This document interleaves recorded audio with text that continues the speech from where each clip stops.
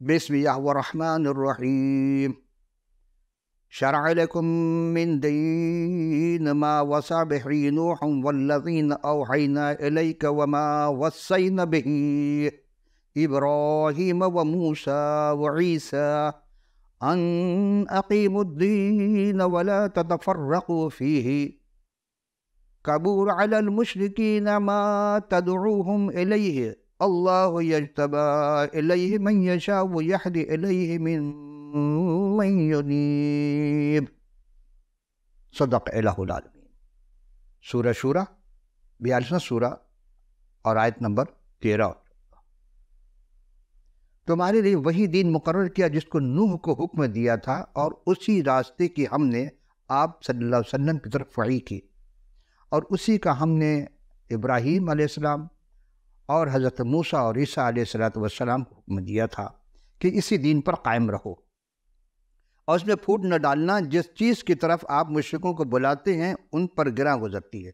اللہ جسے چاہتا اپنی طرف کھینچ لیتا ہے، اور جو اس کی طرف رجوع کرتا ہے اسے راہ دکھاتا ہے. صدق الہ العالمین. یہ رب تعالیٰ نے کون سا دین یا کون سی شرع کی وصیت کا مقرر فرمایا ہے؟ عزیزان گرامی قدر، آج حقیقت عرفان قصص الانبیاء میں حضرت یوئیل علیہ السلام کے متعلق ہم ان کی حیات طیبہ میں انہی کے صاحب سے پیش کریں گے. عزیزم، سرنامہ کلام میں سورہ شورى کی آیت نمبر 13 ہم نے پیش کی، اور اس میں سوال یہ آیا ہے کہ رب تعالیٰ نے کون سا دین اور وہ کون سی شرع کی وصیت کی یا مقرر کیا؟ وہی دین کی وصیت کی جو نوح علیہ السلام کو تھی، یعنی کوئی نیا دین نہیں. اگر کوئی نیا دین لے کر آئے گا تو قابل قبول نہیں ہوگا، کیونکہ ان دین عند اللہ الاسلام، خدا کے نگم کوئی دین ہے تو اس کا نام اسلام ہے، اور اسلام حضرت نوح علیہ السلام سے چلا، اور وہی دین حضرت ابراہیم یعنی خلیل اللہ اور حضرت موسیٰ کلیم اللہ اور حضرت عیسیٰ روح اللہ کلمت اللہ نے جاری و ساری کیا. اسی دین کو دین قیم کہا گیا ہے، اور اسی دین قیم کے لیے پیغمبر اسلام کو کے پاس وہی بھیجا، اور اسی دین پر قائم رہنا اور تفرقہ یعنی فرقہ بندی کی مخالفت کو چھوڑنے، نفرت نہ ڈالنے اور محبت سے رہنے کا حکم دیا گیا ہے. عزیزان گرامی، حقیقی معنی میں کلام الہی جو ہے وہ انسان کو آپس میں محبت کا درس دیتا ہے، کیونکہ خدا خود محبت ہے، اور وہ کبھی نہیں چاہتا کہ ہاں اس کے دین میں تفرقہ ہو یا اس کے ماننے والے آپس میں لڑے. اور حقیقی عرفان میں جو ہم نے آپ سے کہا کہ یہ پہلی نشست میں ہم حاضر ہوئے ہیں، اور آج کا پہلا سوال کی جانب چلتے ہیں کہ عزل قرآن شریف اور کتاب مقدس حضرت یوئیل علیہ السلام کا نام اور نبوت کے بارے میں علماء اسلام کیا معنی اور مطلب کا اظہار فرماتے ہیں؟ بہت مختصر سے جواب کہ عزل قرآن اور کتاب مقدس کے مطابق حضرت یوئیل علیہ السلام کا زمانہ سب ٹڈی دنوں کا خطرہ تھا. کیا آج خطرہ ہے؟ عزیز، وہ آخرت کا گھر جسے ہم نے ایسے لوگوں کے لیے بنایا ہے جو نہ تو زمین میں سرکشی کر و تکبر چاہتے ہیں، نہ فساد انگیزی، اور نیک انجام پرہیزگاروں کے لیے ہے. یہ سورہ انبیاء کی آیت نمبر 83 ہے. زمین چمن گل کھلاتی ہے کیا کیا، اور بدلتا ہے رنگ آسماں کیسے کیسے، نہ گورے سکندر نہ قبر دارا، مٹے اناموں کے نشاں کیسے کیسے. عزیزان گرامی، آج اس ہستی کا ذکر کر رہے ہیں جس کے متعلق قرآن شریف میں کوئی نہ حدیث میں ان کا کہیں نام تذکرہ ہے. یہ جو دعویٰ اسلام ہے کہ 1,24,000 انبیاء آئے، لیکن ان انبیاء کے نام قرآن شریف میں پورے اور احادیث مبارکہ میں بھی نہیں ملے. قصص الانبیاء میں بھی ان کا نام نہیں ہے. تو جو سوال آیا کہ عزل قرآن شریف اور کتاب مقدس یوئیل علیہ السلام کا نام اور ان کی نبوت کے بارے میں علماء اسلام کیا معنی اور مطلب اظہار کرتے ہیں، یعنی ہم نے عرض کیا کہ آج ایسے نبی کا ذکر کر رہے ہیں اول تو جن کا ذکر نہ قرآن شریف میں ہے، نہ صحیح ستہ کسی بھی کتاب میں، اور نہ ہی قصص الانبیاء میں موجود ہے.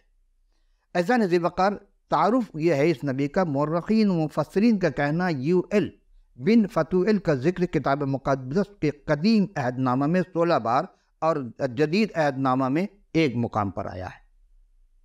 انبیاء اصغر کے فہرست میں ان کی کتاب کا شمار دوسرے نمبر پر آتا ہے.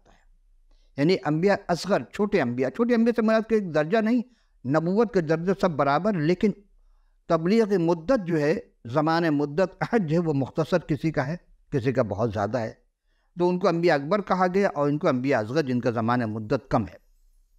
خواص و عام کا یہی کہنا ہے کہ ان کی شخصیت و زندگی اور عہد و زمانہ سے متعلق کچھ بھی نہیں معلوم، انہیں کچھ جانتے نہیں ہیں۔ یہ عہدنامہ قدیم کا ایک عام نام ہے اور کتاب کی 4 یا 5ویں صدی قبل مسیح میں تحریر کی گئی، جبکہ یہ 9ویں قبل مسیح کے ہیں۔ یہ سلطنت فارس کا عہد اور حضرت یوح علیہ السلام فلسطین پر ٹڈیوں کے ایک ہولناک حملہ کا تذکرہ کرتے ہیں جو تباہ کن خشک سالی کو بیان کرتے ہیں، اور ان واقعات میں انہیں خداوند کے دن کے آمد کی علامات نظر آتی ہیں۔ اس کے علاوہ جب ہم خداوند اور انہیں سزا دیں گے، یعنی جب خداوند آئیں گے سزا دیں گے جو ان کے راست بازی کے مخالفت ہوں گی، یعنی خدا جو راست باز ہے اس کے جو مخالفت کرے گا اس کو سزا ملے گی۔ آئیے ہم ذرا سا خلاصہ پیش کرتے چلے آپ کی خدمت عالیہ میں کہ کتاب مقدس میں یعنی کہ حضرت یوح علیہ السلام کا صحیفہ جو ہے اس کی کیا خلاصہ ہے، کیا خاص بات ہے۔ سب سے پہلے تو یوح جو ہے ان کے والد کا نام فتویل کتاب میں نمایاں مقامات پر ہے، اور یوح نام کو 4 ایسے شخص کے نام سے، یعنی کہ اس سے پہلے بھی یوح گزرے۔ یوح کے معنی ہے یہوہ خدا ہے، اس کے لغوی معنی عبرانی زبان کے لفظ، اس کے معنی یہوہ خدا ہے۔ دوسری چیز ہے کہ ٹڈی دل کی یک کے بعد ذکر ہولناک تباہی کا پھیلنا، اور یہ حقیقت ایسا ہی ہوتا ہے جہاں پہ ٹڈی آتی ہے تو وہ بالکل صفا چٹ ہو جاتا، پورا میدان تباہ ہو جاتی ہے، یعنی کہ کھیت کی کھیت تباہ کر دیتی ہیں۔ اور اسرائیل کے تائب ہونے پر زمین کا دوبارہ پھل، روح کی نعمتیں اور ان اقوام کی عدالت جنہوں نے اسرائیل کو ستایا، یعنی یہودا ملک کے ملک پر برکات کا نزول، اور ان سب بیانات کا ایک سطحی مفہوم ہے۔ اور روز عدالت ایک پہلو کا بھی بہت سے ایسے افراد ہیں جن کو تاریخ کے علم نہ ہونے کی وجہ سے وہ ضد کر گئے کہ نہیں جی، کچھ ہیں افراد تو کہتے ہیں نہیں جی، سیموئیل کی کتاب میں سے لے کر کے یوئیل کی کتاب میں یعنی یوئیل نبی کا جو ذکر موجود ہے بالکل ہے۔ راقم الحروف حق العباد نے جب مطالعہ کیا تو عہد نامہ قدیم میں یوئیل کا علم ہوا کہ واقعی یعنی پرانا عہد نامہ میں 16 مقام پر ہے، اور یوئیل کا ذکر ملتا ہے تو کیا ملتا تو ہے، مگر یوئیل بن سمیول ہے وہ، اور ہم جس کا ذکر کریں ان کا نام ہے یوئیل بن فتوئیل۔ فرق ہو گیا۔ جو یوئیل بن سمیول جو ہے اس کا جو تذکرہ ہے 16 مقام پر، وہ بیر صبا میں قاضی تھا جس نے رشوت لینا پیشہ بنا لیا اور انصاف کا خون کر دیتا تھا۔ آج ہمارے یہاں بھی معاشرے میں یہی بہت سارے یوئیل ملیں گے آپ کو، عدالت کرسی پہ بیٹھے ہیں اور جہاں جہاں جن کا بس چلتا ہے لوٹ مار لگی ہوئی ہے، لیکن وہ آخرت کو بھول گئے، بالکل یوئیل سمیول کی طرح۔ تو سمیول کا پہلوٹا بیٹا یوئیل تھا، اس کا ذکر ہمیں پہلا سمیول کے 8ویں رکوع کی 1 تا 3 آیت میں ملتا ہے۔ ہم اس لیے پیش کریں تاکہ بعد میں کوئی اعتراض نہ کرے کہ نہیں جی آپ نے غلط پیش کیا۔ تو آپ کتاب مقدس میں مطالعہ کر کے دیکھ سکتے ہیں یوح علیہ السلام کا صحیفہ میں جا کر کے 8ویں باب کی 1 تا 3 آیت میں یہ مرقوم ہے کہ جب سموئیل بوڑھا ہو گیا تو اس نے اپنے بیٹوں کے اسرائیل کا قاضی ٹھہرایا، اور اس کے پہلے بیٹے کا نام تھا یوئیل اور دوسرے کا نام تھا ابیہا۔ یہ دونوں بیر صبا میں قاضی تھے، پر اس کے بیٹے اس کے راہ پر نہ چلے، یعنی نیکوکار نہ تھے، بلکہ نفع کے لالچ میں رشوت لیتے اور انصاف کا خون کر دیتے تھے۔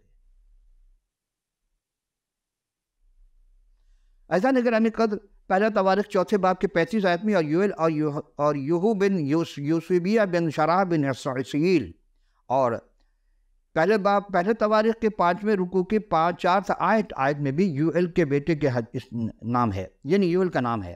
اسی طرح جب دیکھیں گے پہلا تواریخ 5ویں رکوع کے 12ویں آیت اور پہلا تواریخ 6 رکوع کے 33 آیت، پہلا تواریخ 7ویں رکوع کی 3 آیت اور 11ویں رکوع کی 38ویں آیت ہے، اور 15ویں رکوع کی 7ویں آیت اور 15ویں رکوع کی 11ویں آیت میں بھی ہے، لیکن جب ہم 15 کا 17 میں بھی ہے، اور اسی طرح 23 رکوع کی 8ویں آیت، 26 کی 22 اور 27 کی 20 اور عزرا میں 10 کا 23، نحمیہ کے 11 کا 9، یوئیل میں پہلے رکوع کی پہلی آیت میں ان کا ذکر ہے۔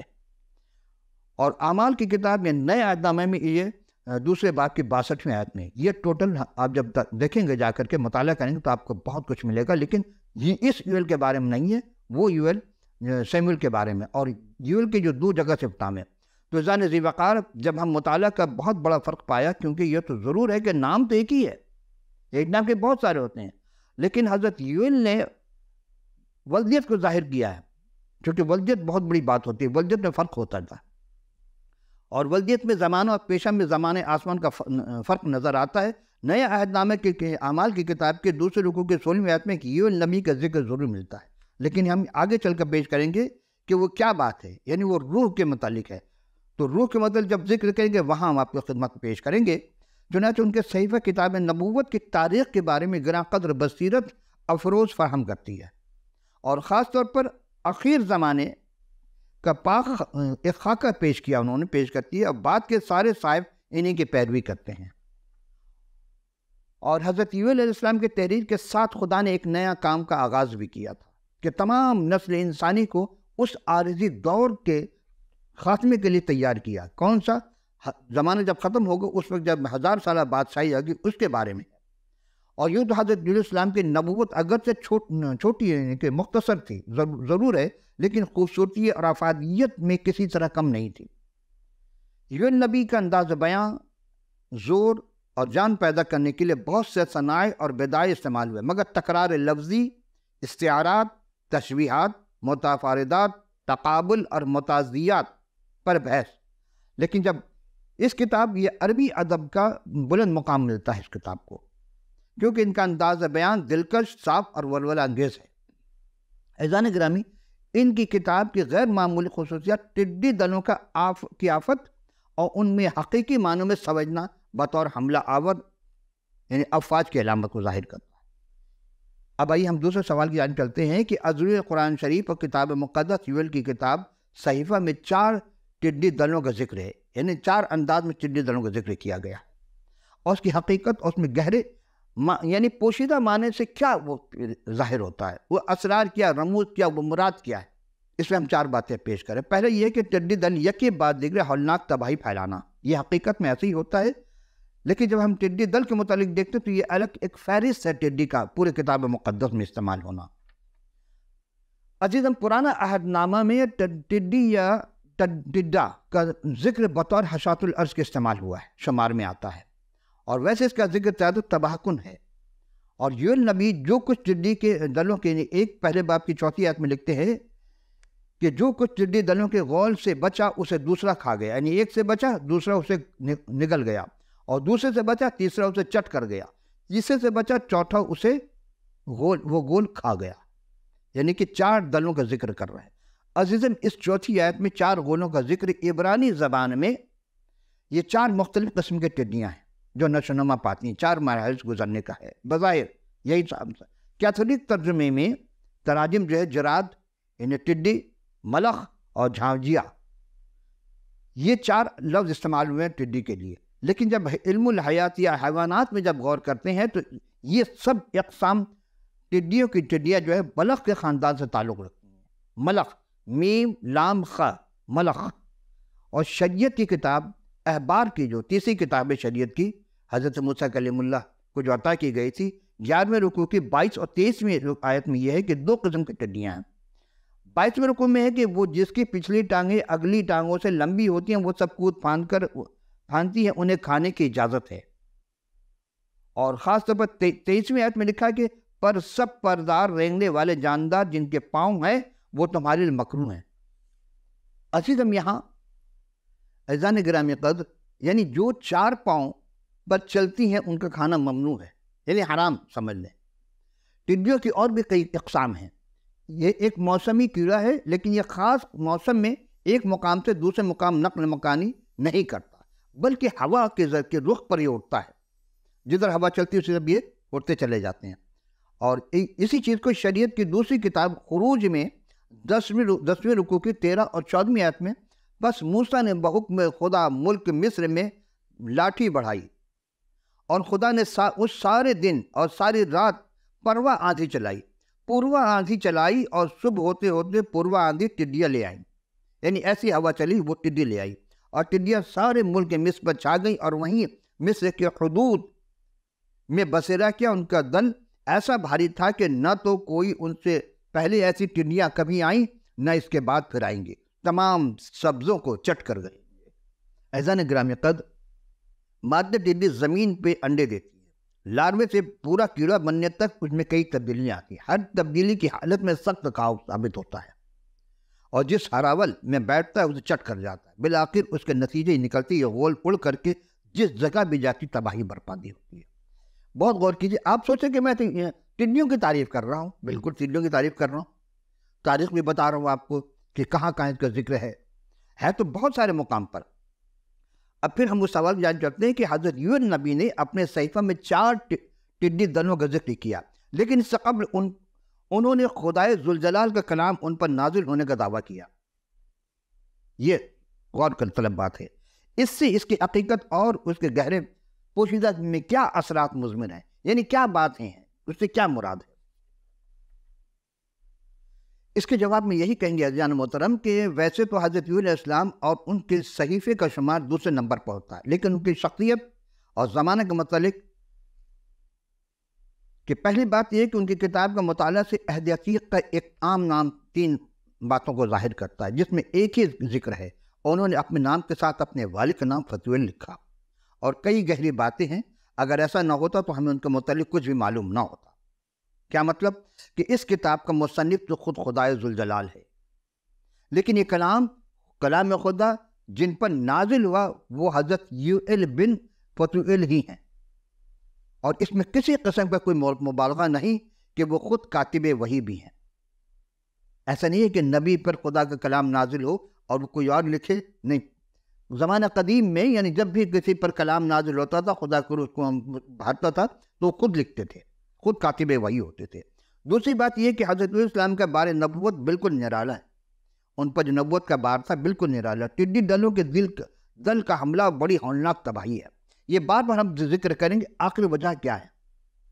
یہ حقیقت صورتحال کو پیش کرتا ہے کہ جو ایسا ہی ہے کہ یوئیل کے حین حیات میں کسی وقت یعنی کہیں بھی تاریخ کا اب بحث ہوتی ہے آ رہی ہے، لیکن ٹڈیوں کے بلا سے نے یہودا پر حملہ کیا اور یہ چاروں اطراف پھیل گئی اور ملک کو بالکل اجاڑ کر برباد کر دیا تھا. دراصل قدرتی طور پر حیرت انگیز عمل مستقبل میں یلغار کرنے والی افواج اور خدا کے ہولناک دن کے واضح عکاسی کرتی ہے. یہ اصل کہ ٹڈی دل کی یہ استعارہ تھا. اس کے گہرے معنی پوشیدہ یہ ہے کہ یہودا پر عنقریب شمال سے ایک لشکر چڑھائی کرے گا، اور اس نبوت کی جزوی تکمیل بابل کی یلغار سے ہوئی، لیکن مستقبل میں شاہ شمال یعنی اسور حملہ ہوگا. اور ٹڈیوں کی آفت ایسی شدید تھی کہ ماضی میں کوئی اس کی نظیر نہیں تھی، لیکن اس میں گہرے معنی پوشیدہ ہیں. پھر غور کیجیے، ان چاروں عالمی سلطنتوں کی طرف ہو سکتا ہے. یعنی ایک اشارہ یہ بھی ہے جنہوں نے خدا کے لوگوں پر حکومت کی، اور وہ یہ ہیں بابل، مادی فارس، یونان اور روم. یہ 4 مملکتیں تھیں جو کہ حملہ آور ہوئیں. اور عزیز ہم یوئیل 1 سے 5 سے 12 جو آیت ہے، جب آپ کتاب کا مطالعہ کریں گے تو اس میں آپ کو یہ ملے گا: اے مت والو جاگو اور ماتم کرو، اے میں نوشی کرنے والو نئے میں کے لیے چلاؤ، کیونکہ وہ تمہارے منہ سے چھین گئی ہے. کیونکہ میرے ملک پر ایک قوم چڑھائی ہے جس کے لوگ زوراور اور بے شمارے، ان کے دانت شیر ببر کے ہیں اور ان کی داڑھیں شیرنی کسی ہیں.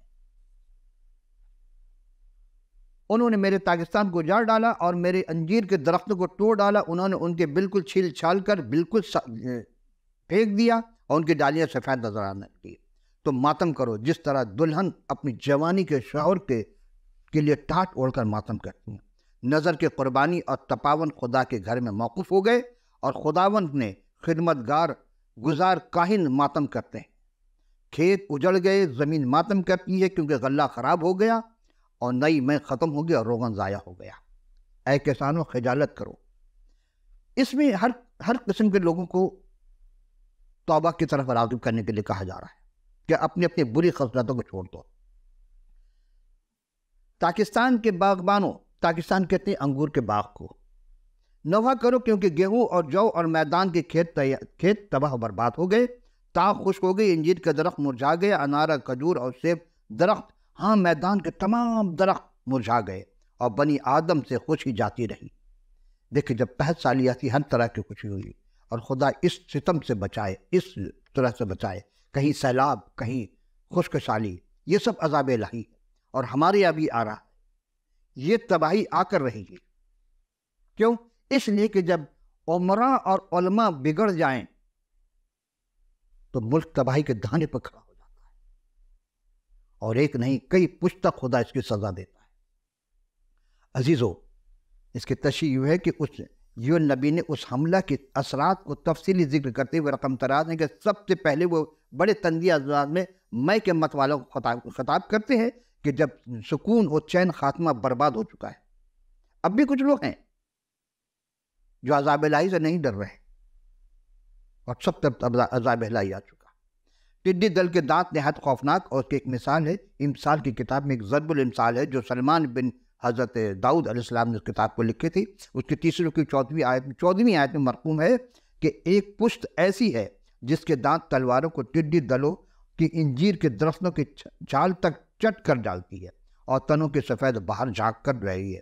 یہ ہیکل کے کائنوں کو ان کی بوڑھی کمانوں کی طرح ماتم کرنے کا مشورہ دیا جا رہا ہے۔ عزیز، جن کے منگیتر جوانی میں چل بسے ہوں، کیونکہ قربانیاں لوازمات تمام ترسیل بند کر دی گئی۔ خدا کو اب ایسی مرقوم ہے کہ افواج اس کی مدد کریں گے، اور محکم مقدس اور ناپاک اور دائمی قربانی موقوف۔ جب احکام خداوندی کی پامالی کی جائے گی جان بوجھ کر، جہاں کہیں کسی قوم نے بھی کیا ہو، میں بت پرستی کام بات نہیں کر رہا ہوں، جو اہل کتاب کہلاتے ہیں آپ کو، جو کلام الہی کے ماننے والے کہتے ہیں کہ ہم سے بڑا کوئی جنتی نہیں ہے، ان کا تذکرہ ہو رہا ہے کہ مرقوم ہے کہ جس وقت دانیل کی صحیفہ کے بارے میں ان کی کہنے میں کہ جس وقت دائمی قربانی موقوف کی جائے گی اور اجاڑنے والے مکروہ چیزیں نصب کی جائیں گی، 1290 دن یعنی 1290 دن ہوں گے۔ اب آئیے ذرا عیسائی اسلام کے صحیفہ میں دیکھتے ہیں کہ میکا کے 6 رکوع میں بھی اسی کو ملاحظہ کیجئے، اے صدوم کے حاکموں، خدا کے کلام کو سنو۔ اب مخاطب تو صدوم سے ہے، لیکن پورے جہاں جہاں خدا کے ماننے والے ہیں ان حاکموں کو مخاطب کیا جا رہا ہے، ان عادلوں کو مخاطب کیا جا رہا ہے، اور نام صدوم اور عمورہ، چونکہ اس وقت صدوم اور عمورہ تھے۔ اے لوگوں، خدا کی شریعت پر کان لگاؤ۔ اس کا مطلب کوئی نہیں لگا رہا، آج بھی نہیں ہے۔ خدا نے فرماتا تمہارے ذبیحوں کی کثرت سے مجھے کیا کام، تم لاکھوں جانور ذبح کر دیتے ہو خدا کے نام پر، خدا کو کوئی سروکار نہیں ہے۔ میں میڈوں کی سوکھنے قربانی اور فرما بچڑوں کی چربی سے بیزار ہوں، اور بیلوں اور بھیڑوں اور بکریوں کے خون میں میری خوشنودی نہیں ہے۔ جب تم میرے حضور آ کر میرے دیدار کے طالب ہوتے ہو تو کون تم سے چاہتا ہے کہ میری بارگاہ کو روندو؟ ایک طرف تو آپ سب کچھ کر رہے ہیں، دوسری طرف خدا کو ناراض کر رہے ہیں۔ خوش کس کو کر رہے ہیں؟ رحمان کو یا شیطان کو؟ یہ دیکھنا ہوگا، اپنے اندر جھانکنا ہوگا۔ اگر رحمان ناراض ہے تو شیطان کو خوش کرنے سے کچھ بھی نہیں ہوگا۔ یہ کلام سب کے لیے ہے، آئندہ کے باطل ہدیے نہ لانا۔ بخور سے مجھے نفرت ہے، نئے چاند اور سبت اور عیدی جماعت سے بھی، کیونکہ مجھ میں بدکاری کے ساتھ عید کی برداشت نہیں۔ خدا بدکاری کو برداشت نہیں کرتا ہے، اور پوری دنیا میں بدکاری پھیل چکی ہے۔ ہم آخری زمانے میں رہے۔ میرے دل کو تمہارے نئے چاندوروں اور تمہاری مقررہ عیدوں سے نفرت ہے۔ ہم کتنی عید بنا لیں؟ اصل عید کیا ہے عزیزم؟ وہ مجھ پر بار ہے اور ان کے برداشت نہیں کرتا۔ جب تم اپنے ہاتھ پھیلاؤ گے تو میں آنکھ پھیر لوں گا۔ کیا مطلب؟ جب دعا کے لیے تم ہاتھ پھیلاؤ گے میں تمہاری نہیں سنوں گا، اور تمہارے ہاتھ خون آلود ہیں۔ اور میکا اسی بات ہوا تھا، کیا میں لے کر خدا ان کے حضور آؤں اور خدا تعالیٰ کو کھو کر سجدہ کروں، سوختنی قربانی اور رسالہ بچڑوں کو لے کر اس کے حضور آؤں؟ آج لوگ کیا کچھ نہیں کر رہے ہیں خدا کو راضی کرنے کے لیے۔ نہیں، خدا کو راضی کرنے کے لیے ایسا نہیں ہے۔ خدا کو راضی اس کے مخلوق کے ساتھ آپ کو ہمدردی کرنی پڑے گی۔ عزیزم، غلہ کے کھیتوں، پاکستان اور باغات تباہ ہو گئے اور ہوتے جا رہے ہیں۔ مقدس کتاب کے مطالعے سے یہی آ سکتا ہے کہ محض یہ کہہ دینا کافی نہیں کہ ہر چیز بدل گئی۔ اصل میں انسان بدل گیا ہے۔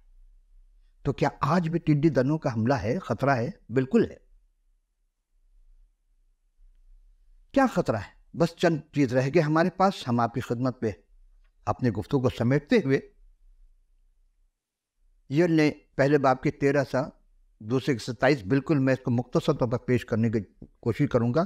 عزیزو، جو مذہبی رہنم ان کو کہا گیا ٹاٹ اوڑھیں، یعنی اپنے آپ کو عاجزی کر لیں اور روزہ رکھ کر منت کرتے ہوئے ماتم کریں اور خدا کے غضب کے دن کو للکاریں۔ عبرانی دستور کے مطابق انتہائی نازک صورتحال کا آئینہ دار ہے۔ اے کاہنوں، کمر کس کر ماتم کرو۔ یہ ماتم کرنے سینہ زنی نہیں ہے، ماتم کرنا، آگ فوگا کرنا، اپنے گناہ سے توبہ کرنا ہے. وہ سینے پہ ہاتھ مارتے اس کو سینہ زنی کرتے، اس کو ماتم نہیں کرتے. آگ فوگا کرنا، گریہ ازاری کرنا، اپنے گناہوں سے توبہ کرنے کا ذکر ہو رہا ہے. اے مذہب پر خدمت کرنے والوں، واویلا کرو اور میرے خدا کے خادموں آؤ رات بھر ٹاٹ ووڑ کر، کیونکہ نظر کی قربانی تپاون، یہ ہندی زبان کا لفظ ہے، یعنی تیل میں وغیرہ کے دیوتا پہ چڑھایا جاتا ہے، اس کو تپاون کہتے ہیں. اور یہ اس میں غیر اقوام میں ہے، ابھی ہر جگہ شروع ہو گئی ہے. پرانے عہد نامہ میں وہ بتوں کے آگے کرتے تھے، قربانی کرتے تھے، اور خدا کے گھر میں سب موقوف کر دیا گیا. روزہ کے لیے ایک دن مقدس کرو اور مقدس محفل فراہم کرو. بزرگوں اور ملک کے تمام باشندوں کو خداون اپنے خدا کے گھر میں جمع کرو، اس سے فریاد کرو، اس زور سے افسوس، کیونکہ خدا کا روز نزدیک ہے اور وہ قادر مطلق کی طرف سے بڑی ہلاکت آنے والی ہے. یہاں ایک بات گفتگو کرتے ہوئے کہ قربانی اور روزے سے متعلق نظریات میں کوئی بے انصاف ہو، لیکن یہ ہے کہ ہم اس کے حضور جب بھی حاضر ہوں اپنے آپ کو پاک صاف کر کے، پاک باز بن کر، راستہ باز بن کر کے. یہ دعا کا حصہ ہے اور ماں سے ٹڈی دل کے تباہ کاریوں کا مفصل بیان ہے، آپ پورے باب میں دیکھ سکتے ہیں. اور اس میں یہ بھی ہے کہ اندھیرے اور تاریکی زور اور ابر سیاہ ظلمات اور ایک بڑی زبردست امت جس کے مانند کبھی نہ ہوئی اور سالہ سال دراز تک ایسی نہ ہوگی. اسی چیز کو جب ہم غور کرتے ہیں عزیزو، وہ کیا چیز ہوگی، ہم کیسے سمجھیں؟ وہ کون سا دن ہوگا؟ تباہی کیسے آئے گی؟ ہر طرف تباہی تو آ رہی ہے. وہ کہ نہیں، اس سے بھی بڑی تباہی آئے گی اور وہ خدا کا عذاب آئے گا. اور جب خدا کا عذاب آئے گا اس کے بعد ہی پھر ایک ایسی ہستی کی آمد ہوگی جو آسمان سے آئیں گے، وہ حضرت مسیح ہیں. یہ آخری زمانے کی باتیں ہو رہی ہیں. یہ کب بیان ہوا؟ یہ 900 سال قبل مسیح. 900 ادھر رکھیں اور 2022 ہو گیا، یعنی 1100 سال ہو گئے. اب ہم قدیم یعنی قیامت کے قریب آ رہے ہیں. تو کیا اب بھی ہم اپنے رویوں کو نہ تبدیل کریں، خدا کو نہ مانیں، اس کو سجدہ ریز نہ ہو؟ سوچئے، غور کیجئے گا. آئندہ نشست میں ہم مزید سوالات لے کر آئیں گے.